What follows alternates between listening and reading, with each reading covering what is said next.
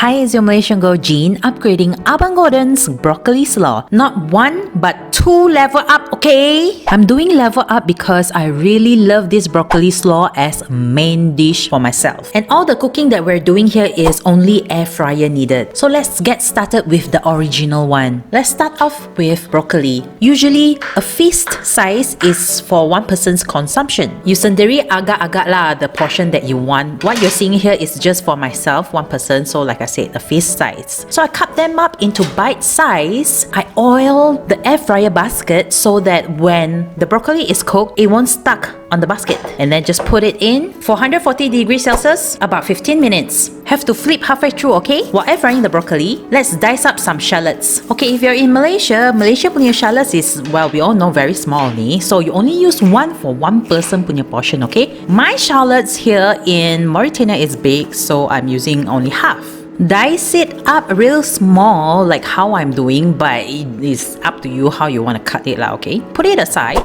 Next ingredient is dried cranberries. Now using non-flavoured dried cranberries is the best. Also healthier lah. In supermarkets it usually can be found in the baking department. Dice them up real small so you don't eat big chunks in the broccoli slaw lah. Okay, just showing you that my broccolis are air fried and it's ready to be put aside. And with the same basket, that's when you put in almonds to toast them in air fryer. Same, 140 degrees Celsius for 15 minutes or lesser. Just remember to check, yeah, because your air fryer is already hot. You may need lesser time to toast the almond. When you see the almonds are darker in color, that's when you know it's ready. Means it's toasted and crunchy. You can crush them up using pestle mortar, like how I'm doing.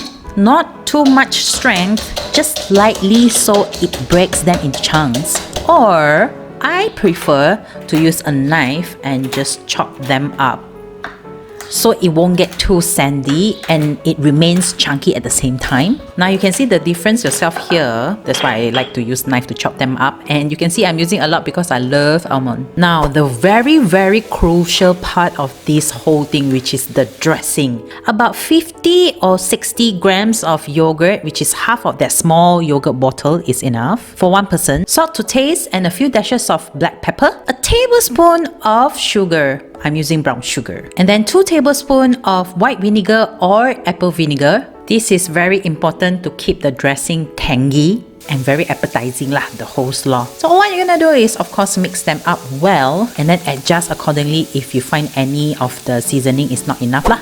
Okay, honestly, assembling this broccoli slaw is no-brainer. You just throw all the ingredients that has been prepared in a big bowl, like so. Of course, the broccoli, the shallots, dried cranberries, almonds, and the dressing. And then just start tossing.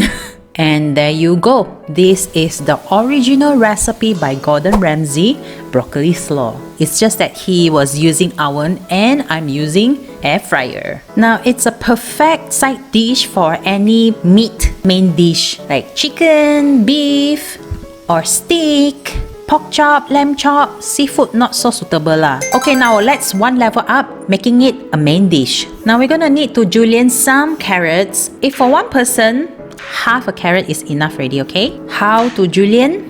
Now watch lah. First of all, you need to make the carrot sturdy by just slicing down one thin slice on one side, and then you cut like that lah. Okay, nice and thin. Shantik. Next, we're gonna cut some cucumber lah. Now just like carrot, half or a quarter is enough for one person already, yeah. And I recommend to use Japanese cucumber. Why leh? Because the local cucumber, the timuna, in the middle is very wet. You gotta cut the seed off. It's a bit wasteful lah. If you use Japanese cucumber, you don't have to do that. Okay, the cut that I will recommend for cucumber is cut them into small cubes, like so. Okay, next.